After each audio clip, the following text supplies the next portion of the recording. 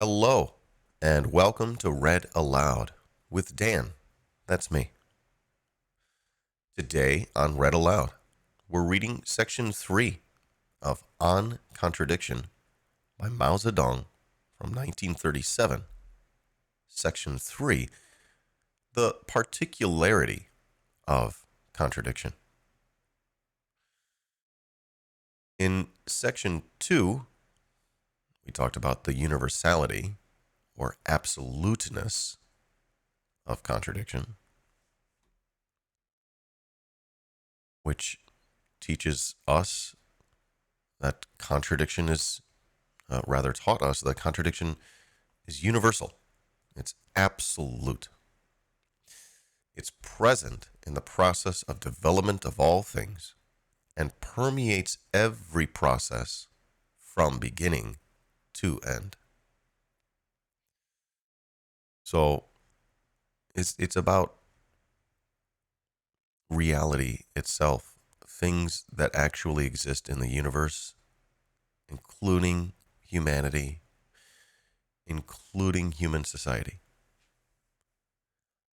All exists in an ocean of contradictions, in forward motion. And they have inner contradictions and they have external contradictions, which means they are changing themselves and they're changing each other at the same time.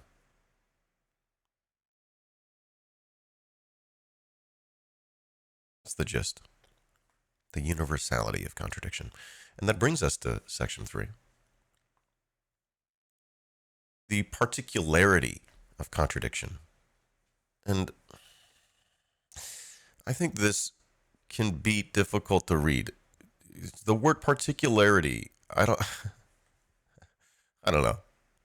I think its use has changed in the last 100 years, maybe, and so it just helps you to realize particularity, what it's referring to here.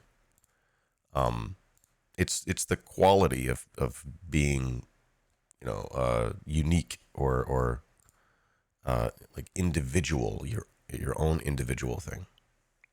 So, for instance, you are a unique individual. Isn't that nice? Yeah. You're a unique individual and you exist in the universe. You're part of the universe, but you're also separate from it. You're your own thing. But clearly you're part of it. That's the idea.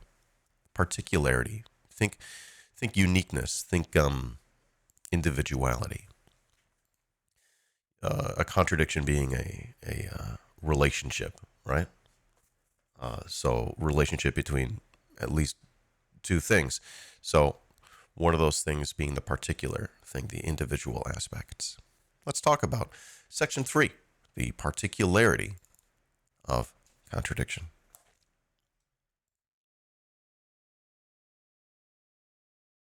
Contradiction is present in the process of development of all things.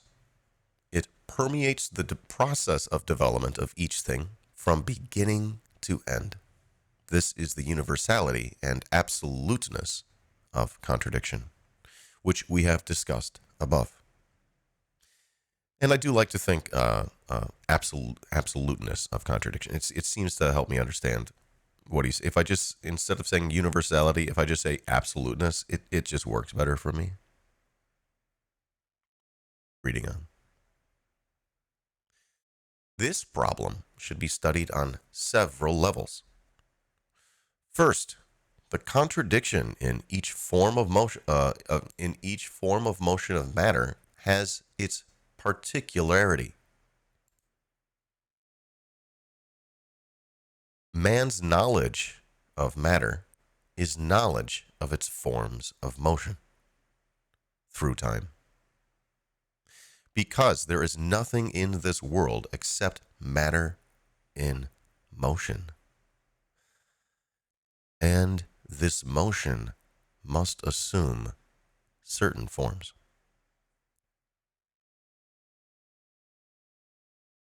There's nothing in this world except matter in motion. Just stuff bumping into each other. That's what he says. That's it. Don't make it too complicated, he says. Reading on, in considering each form of motion of matter, we must observe the points which it has in common with other forms of motion. Okay, so even though everything's just motion and matter, they are different. They're unique individuals, and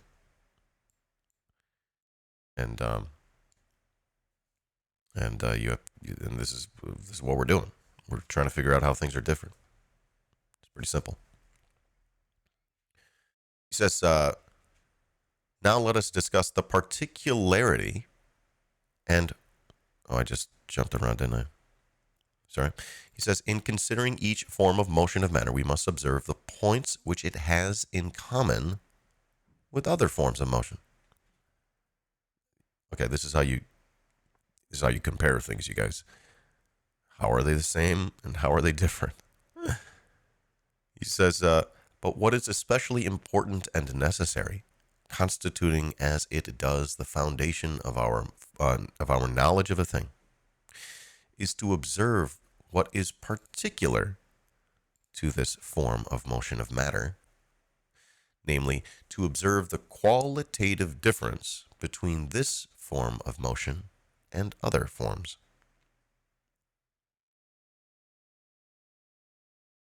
And we're talking quality, quantity right here. Always important for any Marxist or intellectual to understand what that means. He says, only when we have done so can we distinguish between things. Every form of motion contains within itself its own particular contradiction. This particular contradiction constitutes the particular essence which distinguishes one thing from another. It is the internal cause, or, as it may be called, the basis for the immense variety of things in the world. There are many forms of motion in nature: mechanical motion, sound, light, heat, electricity, dissociation, combination, and so on. All these forms are interdependent, but in its essence, each is different from the others. The particular essence of each form of motion is determined by its own particular contradiction. This holds true not only for nature, but also for social and ideological phenomena. Whoa. Welcome in, Allie. Welcome in, Cameron. Okay. And how are we doing so far, chat? Sort of self-explanatory, I guess. There's different forms of motion. You compare, you contrast them. To see how they're qualitatively different. You need to engage in this kind of study of a thing on any one individual side of a contradiction, and determine its essence. What is its essence? What is the essence of a thing on one side of a contradiction? It is made up of its own contradictions.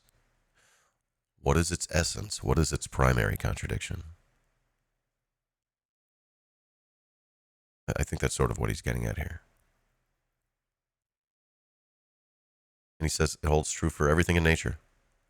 Everything in nature. Everything that's real. Including society, and including human thought itself. The evolution of human thought itself. That's fascinating. Isn't that great? Again, welcome in, comrades. Let's keep reading.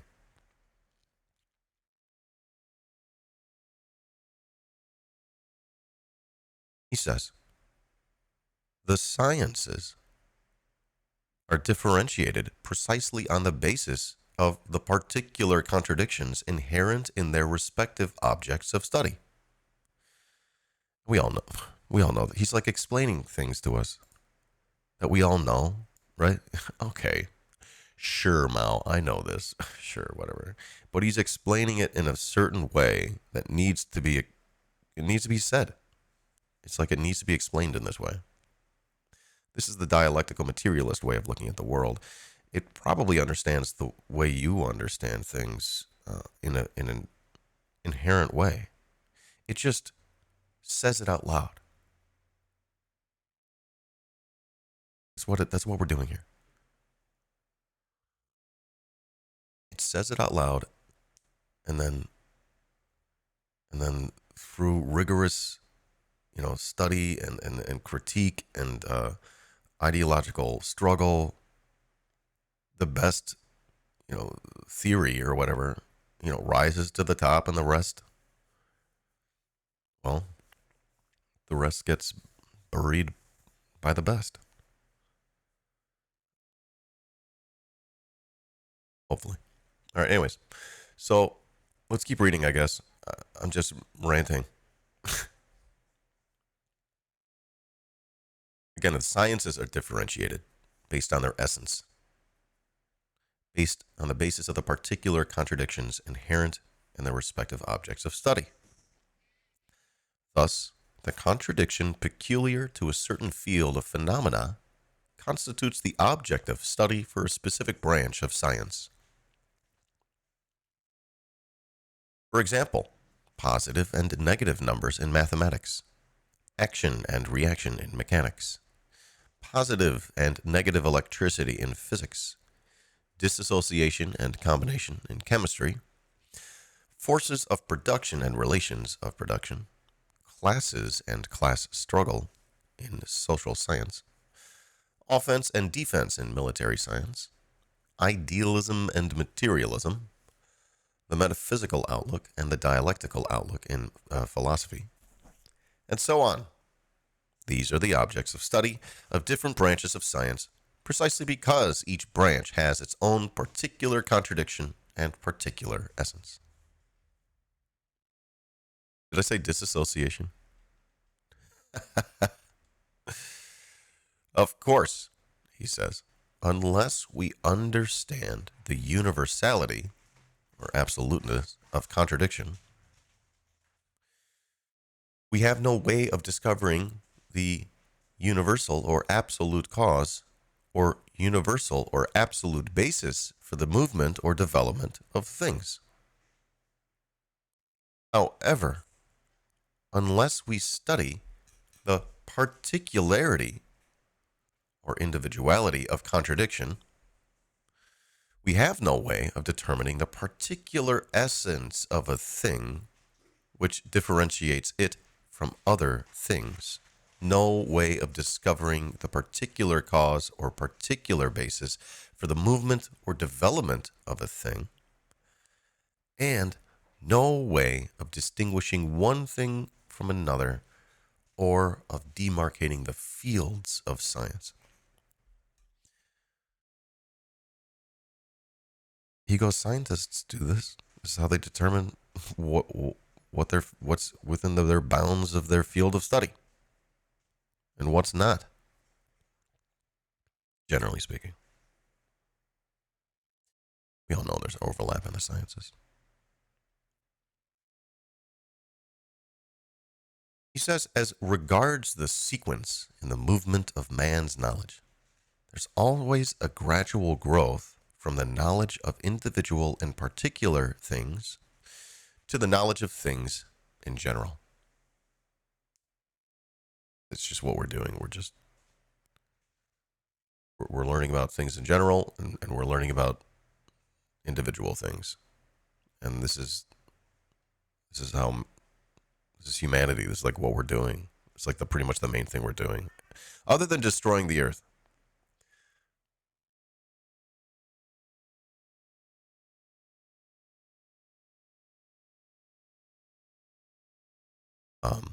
But that's another conversation.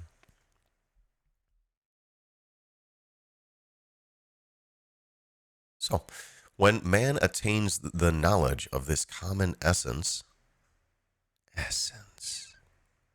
he uses it as a guide and proceeds to study various concrete things which have not yet been studied or studied thoroughly, and to discover the particular essence of each. Only thus is he able to supplement, enrich, and develop his knowledge of their common essence, and prevent such knowledge from withering or petrifying. Don't you guys love Chinese philosophy? I know I do. I honestly do. I'm not doing a bit here. I just truly enjoy this. And not because it's Chinese. I'm not doing a thing, okay? That was a little bit of a bit. I'm sorry about that. Okay.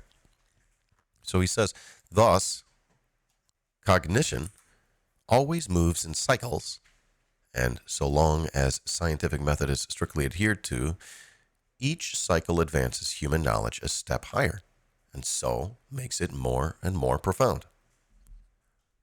Where our dogmatists err on this question is that, on the one hand, they do not understand that we have to study the particularity of contradiction and know the particular essence of individual things before we can adequately know the universality of contradiction and the common essence of things. And that, on the other hand, they do not understand that after knowing the common essence of things, we must go further and study the concrete things that have not yet been thoroughly studied or have only just emerged. Our dogmatists are lazy bones.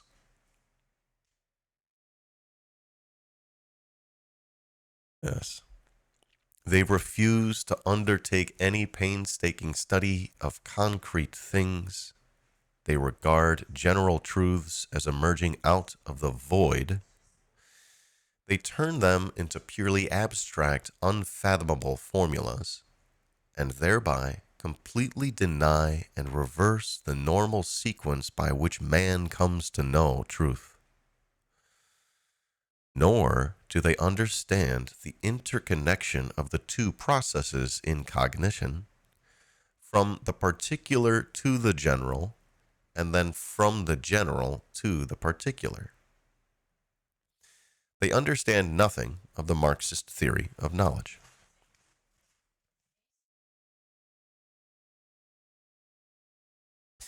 It is necessary not only to study the particular contradiction and the essence determined thereby of every great system of forms of motion of matter, but also to study the particular contradiction and the essence of each process in the long course of development of each form of motion of matter. In every form of motion, each process of development which is real and not imaginary is qualitatively different. Our study must emphasize and start from this point. Quality difference, such as the difference between water and ice. It's the same stuff, but it's clearly not the same thing. Clearly. Qualitatively different contradictions can only be resolved by qualitatively different methods. Oh, that's why it's important to figure this out. Oh, okay. He says, for instance, the contradiction between the proletariat and the bourgeoisie is resolved by the method of socialist revolution. The contradiction between the great masses of the people and the feudal system is resolved by the method of democratic revolution. The contradiction between the colonies and imperialism is resolved by the method of national revolutionary war. And right there, that just proves that all these SOCDEMs have not read any MAO, because they would know how to resist imperialism. He says the contradiction between the working class and the peasant class in socialist society is resolved by the method of collectivization and mechanization in agriculture. Contradiction within the Communist Party is resolved by the method of criticism and self-criticism. And by the way, that's also the way contradiction is resolved within your own thoughts, within the evolution of your own personal thinking. He says the contradiction between society and nature is resolved by the method of developing the productive forces. Hold on, let me go back.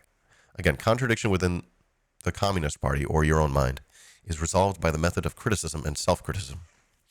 And the effectiveness of your party or of your, I guess, intellect is your ability to engage in self-criticism. And self-criticism gets supercharged when you're doing it in a community. That's one thing that I don't really get to talk about enough when I talk about my own sort of radicalization having streamed on this website, which is that you all help me, especially you, Ross. So he says processes change, old processes and old contradictions disappear, new processes and new contradictions emerge, and the methods of resolving contradictions differ accordingly. You would think that this doesn't have to be said, but that's the problem. He's addressing these dogmatists, these mechanical Marxists who think that you can just apply, who think that every problem's a nail because all they have is a hammer.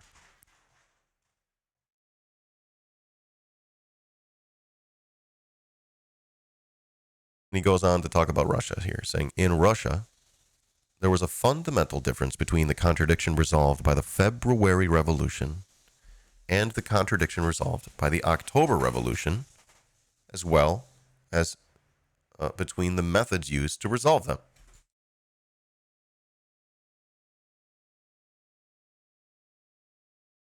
The principle of using different methods to resolve different contradictions is one which Marxist-Leninists must strictly observe. It's not really an option, you guys. The dogmatists do not observe this principle. They do not understand that conditions differ in different kinds of revolution, and so do not understand that different methods should be used to resolve different contradictions. On the contrary, they invariably adopt what they imagine to be an unalterable formula and arbitrarily apply it everywhere, which only causes setbacks to the revolution or makes a sorry mess of what was originally well done.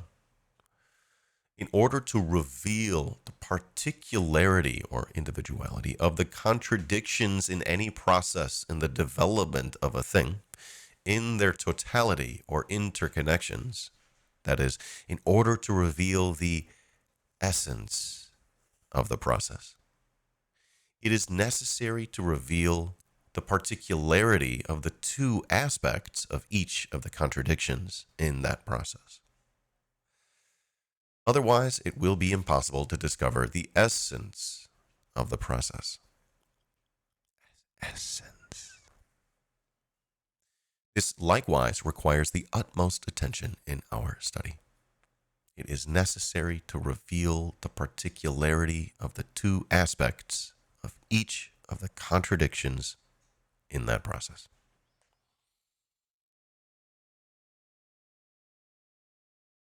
Got to deal with the czar before you deal with the capitalists. That's right. He says there are many contradictions in the course of development of any major thing. For instance, in the course of China's bourgeois democratic revolution, where the conditions are exceedingly complex, there exists the contradiction between all the oppressed classes in Chinese society and imperialism. The contradiction between the great masses of the people and feudalism. The contradiction between the proletariat and the bourgeoisie. The contradiction between the peasantry and the urban petty bourgeoisie on the one hand and the bourgeoisie on the other. The contradiction between the various reactionary ruling groups, and so on. It's all happening simultaneously. In a worldwide ocean of contradictions in forward motion, China, has its own set of things going on. He says these contradictions cannot be treated in the same way, since each has its own particularity. Moreover, the two aspects of each contradiction cannot be treated in the same way, since each aspect has its own characteristics.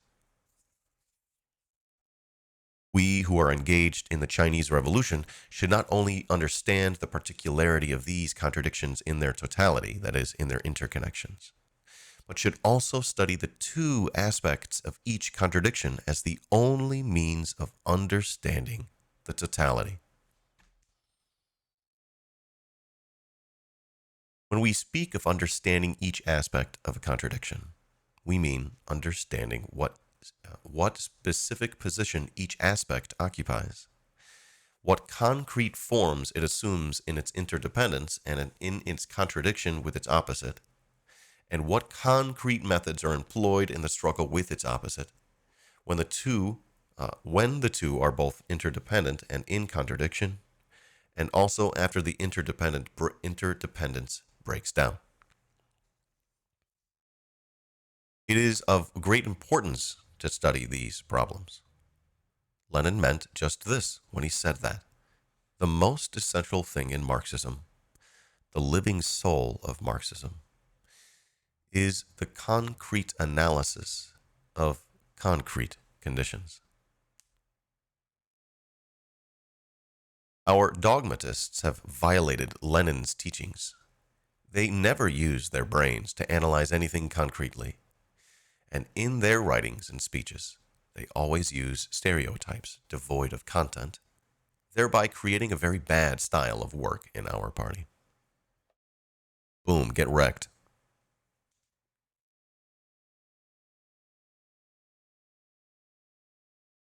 In studying a problem, we must shun a subjectivity, one-sidedness, and superficiality. We're talking now about the particularity of contradictions. So the individuality, so one side of it. There's always at least two sides, so the two sides of it, their individual character, how they're qualitatively different. He says when you look at a contradiction, you gotta study both sides. You gotta do both. You can't just study one. That's what he says here. So he says to be subjective means not to look at problems objectively. That is, not to use the materialist viewpoint in looking at problems. I've discussed this in my essay on practice, which you should have read before you've gotten here. If you've not read it, go back and read it now. He says to be one-sided means not to look at problems all-sidedly.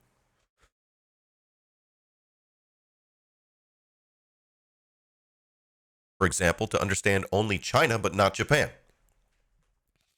Only the Communist Party but not the Kuomintang.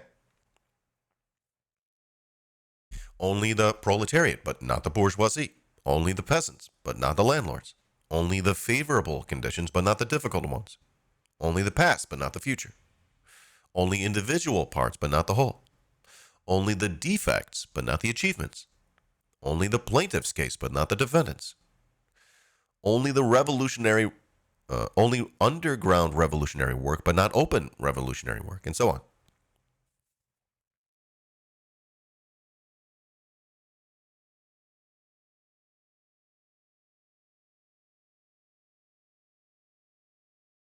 He says, stop talking about that time I shit my pants, and let's start talking about that time I brought a keg to the party. You know what I mean?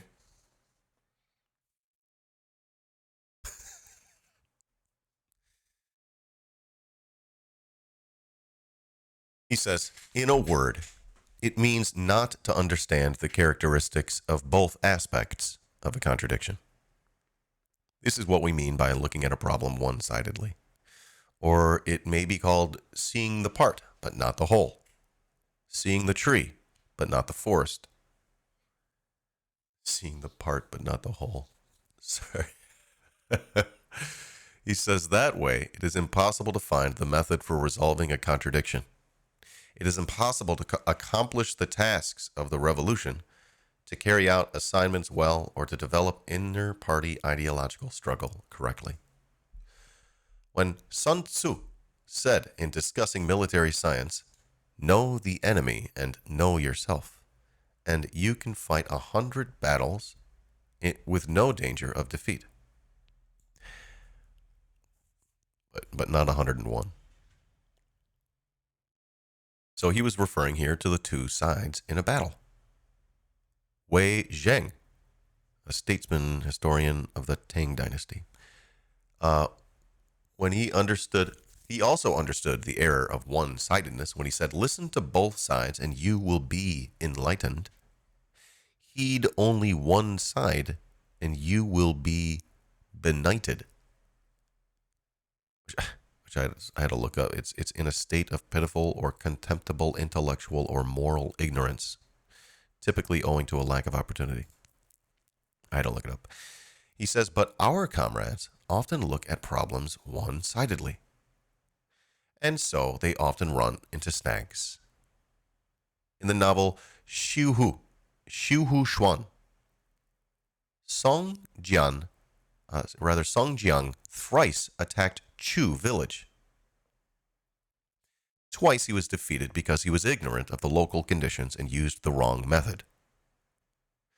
Later, he changed his method.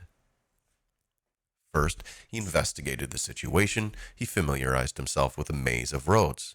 Then, he broke up the alliance between the Li, Hu, and Chu villages and sent his men in disguise into the enemy camp to lie in wait, using a stratagem similar to that of the Trojan horse in the foreign story.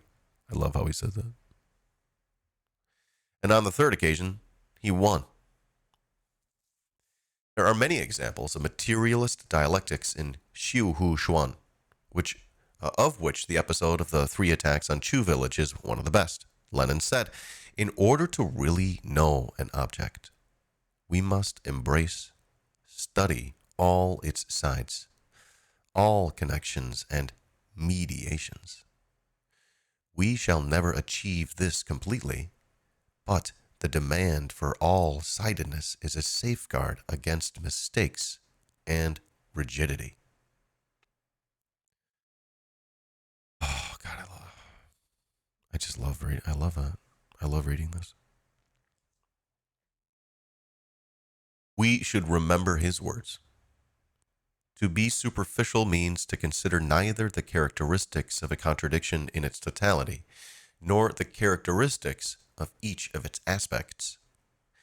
It means to deny the necessity for probing deeply into a thing and minutely studying the characteristics of its contradiction, but instead merely to look from afar and, after glimpsing the rough outline, immediately to try to resolve the contradiction, to answer a question, settle a dispute, handle work, or direct a military operation. This way of doing things is bound to lead to trouble. The reason the dogmatist and empiricist comrades in China have made mistakes lies precisely in their subjectivist, one-sided, and superficial way of looking at things. To be one-sided and superficial is at the same time to be subjective. For all objective things are actually interconnected and are governed by inner laws. But instead of undertaking the task of reflecting things as they really are, some people only look at things one-sidedly or superficially, and who know neither their inner connections nor their inner laws. And so their method is subjectivist.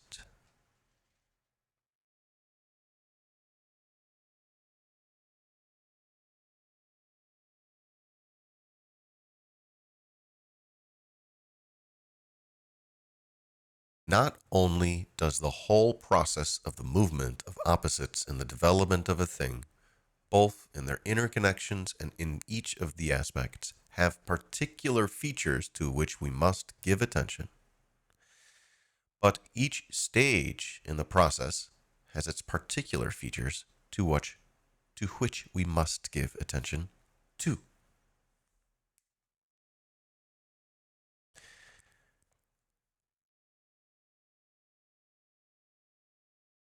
All right. So there are contradictions. Those are things, opposing forces. They're universal, as in contradiction from beginning to end I suppose present, for lack of a better word, in the development of everything that's real in the universe, and they go through stages of development. Okay, so there we are. It's not too complicated. We got this. Yeah. How we doing out there? He says the fundamental contradiction in the process of development of a thing and the essence of the process determined by this fundamental contradiction will not disappear until the process is completed. But in a lengthy process, the conditions usually differ at each stage. The reason is that, although the nature of the fundamental contradiction in the process of development of a thing and the essence of the process remain unchanged, the fundamental contradiction becomes more and more intensified as it passes from one stage to another in the lengthy process. In addition, among the numerous major and minor contradictions which are determined or influenced by the fundamental contradiction, some become intensified, some are temporarily or partially resolved or mitigated, and some new ones emerge. Hence, the process is marked by stages. If people do not pay attention to the stages in the process of development of a thing, they cannot deal with its contradictions properly.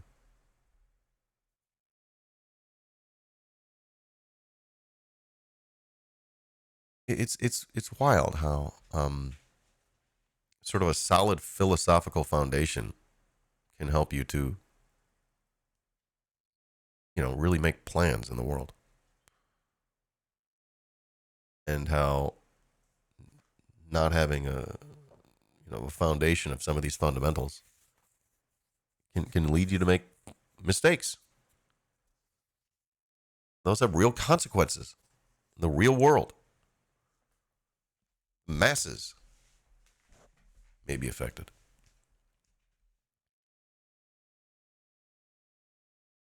Let's keep reading. For instance, he says, when the capitalism of the era of free competition developed into imperialism, there was no change in the class nature of the two classes in fundamental contradiction, namely the proletariat and the bourgeoisie, or in the capitalist essence of society. All right, and if you haven't read Imperialism, the Highest Stage of Capitalism, is that what it's called? I think that's what it's called. If you haven't read the Lenin text on this, you should do so. He says, however, the contradiction between these two classes, the proletariat and the bourgeoisie, became intensified. The contradiction between monopoly and non-monopoly capital emerged, and the contradiction between the colonial powers and the colonies became intensified. The contradiction among the capitalist countries resulting from their uneven development manifested itself with particular sharpness, and thus there arose the special stage of capitalism, the stage of imperialism.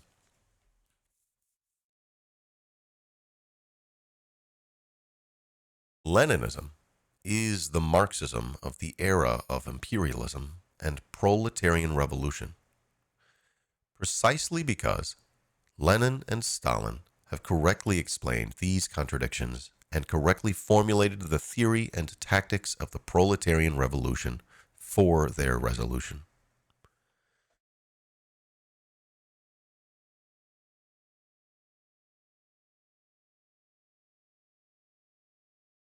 Take the process of China's bourgeois democratic revolution, which began with the revolution of 1911. It, too, has several distinct stages.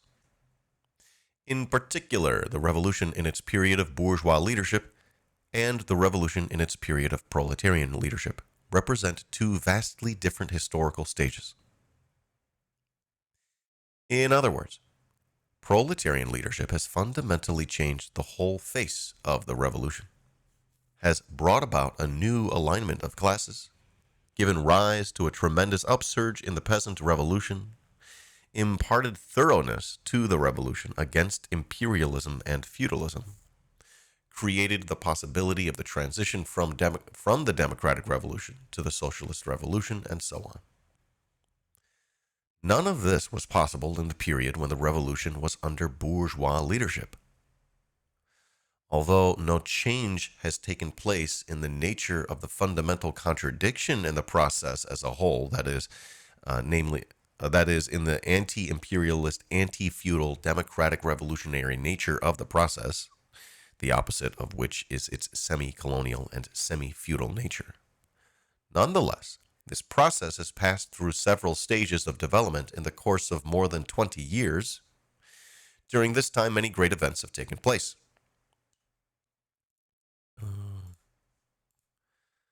The failure of the revolution of 1911 and the establishment of the regime of the northern warlords, the formation of the First National United Front and the revolution of 1924 to 1927, the breakup of the United Front and the desertion of the bourgeoisie to the side of the counter-revolution, the wars among the new warlords, the Agrarian Revolutionary War, the establishment of the Second National United Front, and the War of Resistance against Japan.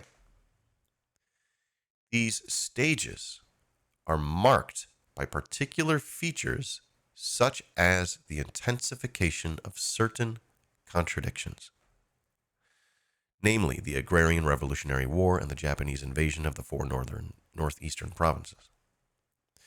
The partial or temporary resolution of other contradictions, namely the destruction of the northern warlords and our confiscation of the land of the warlords, and the emergence of yet other contradictions, namely the conflicts among the new warlords and the landlords' recapture of the land after the loss of our revolutionary base areas in the South. In studying the particularities of the contradictions at each stage in the process of development of a thing, we must not only observe them in their interconnections or their totality, we must also examine the two aspects of each contradiction. For instance, consider the Kuomintang and the Communist Party. Take one aspect, the Kuomintang. In the period of the First United Front, the Kuomintang carried out Sun Yat-sen's three great policies of alliance with Russia, cooperation with the Communist Party, and assistance to the peasants and workers. Hence, it was revolutionary and vigorous. It was an alliance of various classes for the democratic revolution. After 1927, however, the Kuomintang changed into its opposite. That doesn't mean they became communists or whatever. That doesn't mean they became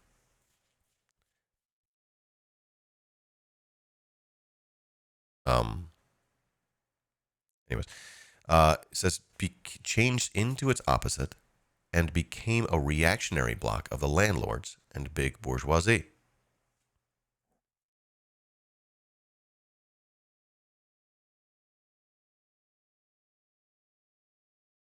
I think by I think he's saying here became its opposite. I think he's talking about as in became the oppressor, became the person, the group in power, the force in power. So he says after the Xi'an incident in December of 1936, what's happening here? Or rather, the Xi'an incident. It was a Chinese political crisis. Um, lasted a couple weeks and resulted in the arrest of Chiang Kai-shek. After the Xi'an incident in December of 36, it began another change in the direction of ending the Civil War and cooperating with the Communist Party for joint opposition to Japanese imperialism. Such have been the particular features of the Kuomintang in the three stages. Of course, these features have arisen from a variety of causes. Now take the other aspect, the Chinese Communist Party. In the period of the First United Front, the Chinese Communist Party was in its infancy. It courageously led the revolution of 1924 to 1927, but revealed its immaturity in its understanding of the character, the tasks, and the methods of the revolution. And consequently, it became possible for Chen-Du-Shuism, which appeared during the latter part of this revolution, to assert itself and bring about the defeat of the revolution. All right, Chen Du-Shu, a Chinese philosopher, communist, co-founder of the Communist Party of China, major figure of the Xinhai Revolution, May 4th movement. And let me see here. He became associated with Trotskyist left opposition, was expelled from the CCP in 1929, spent his later years in relative political isolation, continuing his philosophical research until his death in 1942. Criticized in an official CCP historiography for opportunism. Chen Du-Shu. After 1927, the Communist Party courageously led the Agrarian Revolutionary War and created the Revolutionary Army and Revolutionary Base areas. However, it committed adventurous errors which brought about a very great losses to the army and to the base areas. Since 1935, the party has corrected these errors and has been leading the new United Front for resistance to Japan. This great struggle is now developing.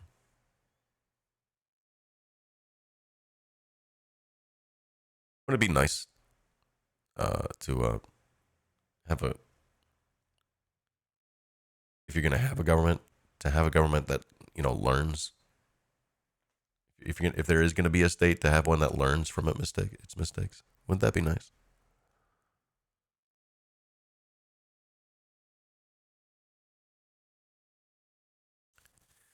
Saying here, at the present stage, the Communist Party is a party that has gone through the test of 2 revolutions and acquired a wealth of experience. Such have been the particular features of the Chinese Communist Party in the 3 stages. These features, too, have arisen from a variety of causes. Without studying both these sets of features, we cannot understand the particular relations between the 2 parties during the various stages of their development, namely the establishment of a united front, the breakup of the united front, and the establishment of another united front. What is even more fundamental for the study of the particular features of the 2 parties is the examination of the class basis of the 2 parties and the resultant contradictions which have arisen between each party and other forces at different periods.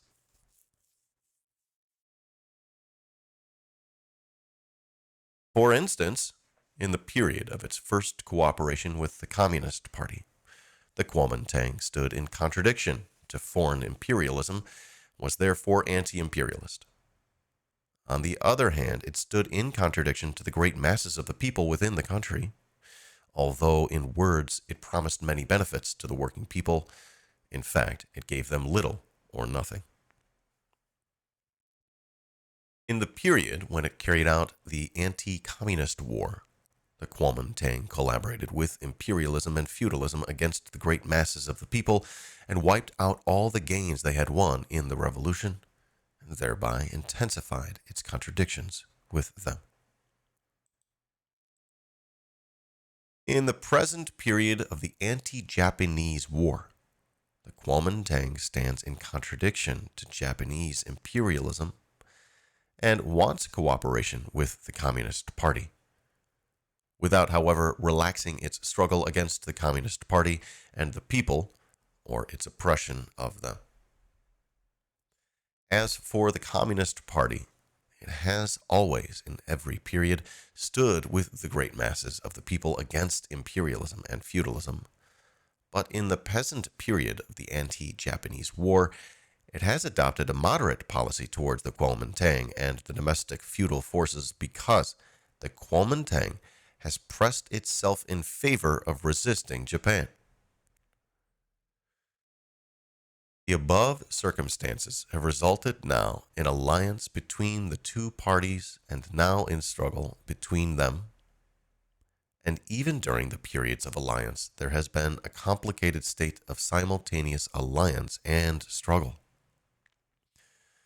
If we do not study the particular features of both aspects of the contradiction, we shall fail to understand not only the relations of each party within the other forces, but also the relations between the two parties. It can thus be seen that in studying the particularity of any kind of contradiction, the contradiction in each form of motion of matter, the contradiction in each of its processes of development, the two aspects of the contradiction in each process,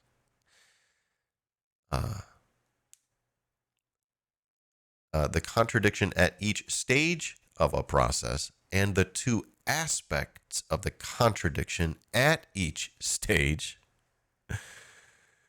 In studying the particularity of all these contradictions, we must not be subjective and arbitrary, but must analyze it concretely. Without concrete analysis, there can be no knowledge of the particularity of any contradiction. We must always remember Lenin's words, the concrete analysis of concrete conditions. Marx and Engels were the first to provide us with excellent models of such concrete analysis. When Marx and Engels applied the law of contradiction in things to the study of the socio-historical process, they discovered the contradiction between the productive forces and the relations of production. They discovered the contradiction between the exploiting and exploited classes, and also the resultant contradiction between the economic base and its superstructure, politics, ideology, etc. And they discovered how these contradictions inevitably lead to different kinds of social revolution in different kinds of class society.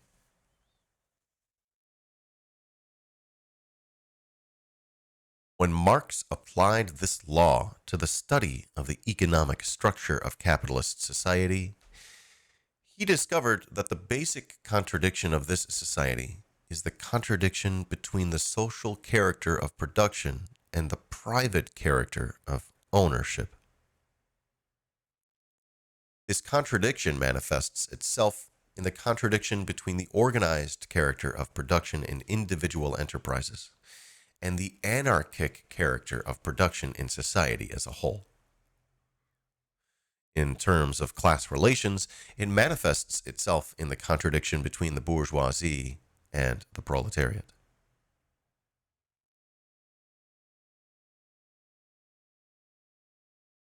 Because the range of things is vast, and there is no limit to their development, what is universal in one context becomes particular in another. Conversely, what is particular in one context becomes universal in another. The contradiction in the capitalist system between the social character of production and the private ownership of the means of production is common to all countries where capitalism exists and develops. As far as capitalism is concerned, this constitutes the universality of contradiction. But this contradiction of capitalism belongs only to a certain historical stage in the general development of class society. It's not going to be here forever, you guys. You get that?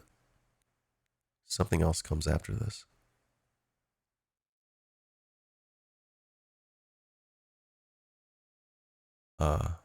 He says, as far as capitalism is concerned, this constitutes the... Oh, I got lost.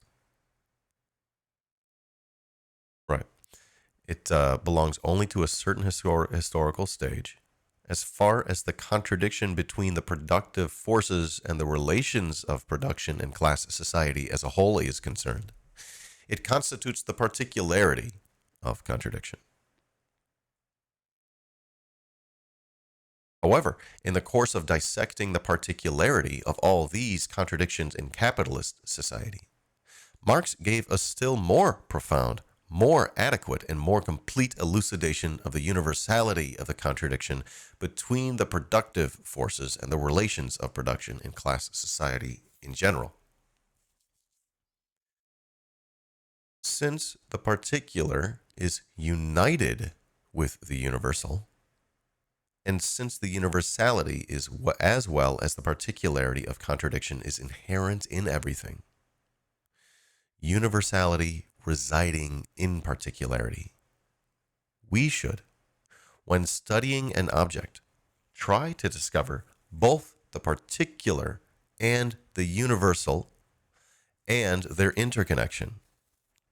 To discover both particularity and universality, and also their interconnection within the object itself, and to discover the interconnections of this object with the many objects outside it.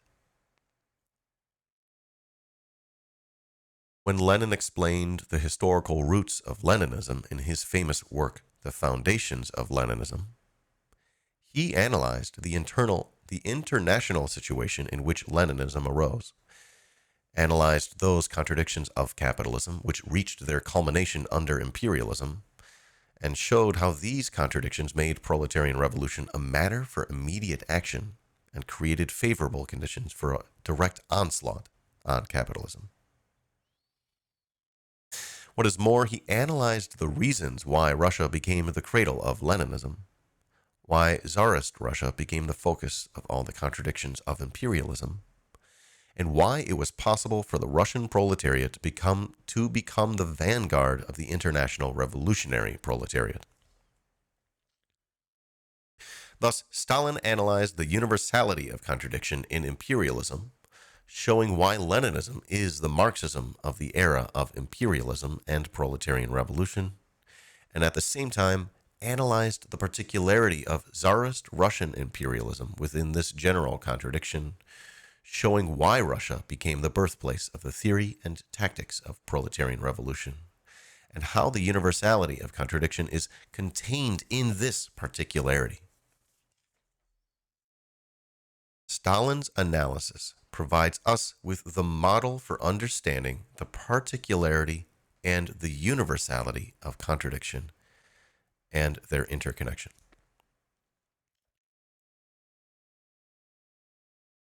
On the question of using dialectics in the study of objective phenomena, Marx and Engels, and likewise Lenin and Stalin, always enjoin people not to be in any way subjective and arbitrary,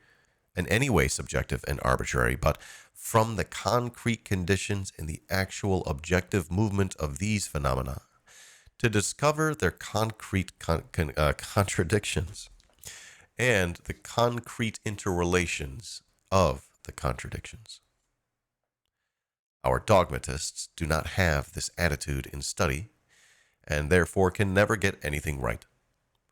We must take warning from their failure and learn to acquire this attitude, which is the only correct one in study. The relationship between the universality and the particularity of contradiction is the relationship between the general character and the individual character of contradiction. By the former, we mean that contradiction exists in and runs through all processes from beginning to end. Motion, things, processes, thinking, all are contradictions. To deny contradiction is to deny everything. It is a universal truth for all times and all countries, which admits of no exception. Hence, the general character, the absoluteness of contradiction. But this general character is contained in every individual character. Without individual character, there can be no general character. If all individual character were removed, what general character would remain? It is because each contradiction is particular that individual character arises. All individual character exists conditionally and temporarily, and hence is relative. This truth concerning general and inclusive character, concerning absoluteness and relativity, is the quintessence of the problem of contradiction in things. Failure to understand it is tantamount to abandoning dialectics.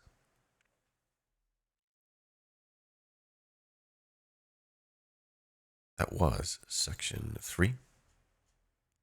The particularity of contradiction. The particularity, its individuality, how we need to study both sides of a contradiction, their interrelations, how we have to study them in their different stages, and so forth.